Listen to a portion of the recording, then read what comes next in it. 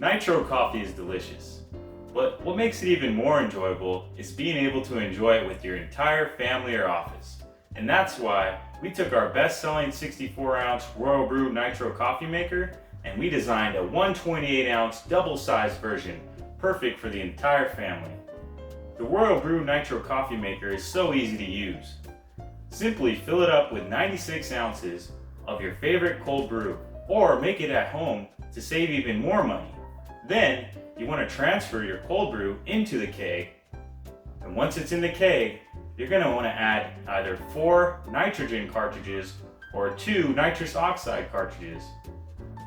Shake the keg for 15 to 20 seconds after each cartridge, and then, once complete, place in the refrigerator for just 1 hour. Now you have batch after batch of fresh nitro brew to enjoy.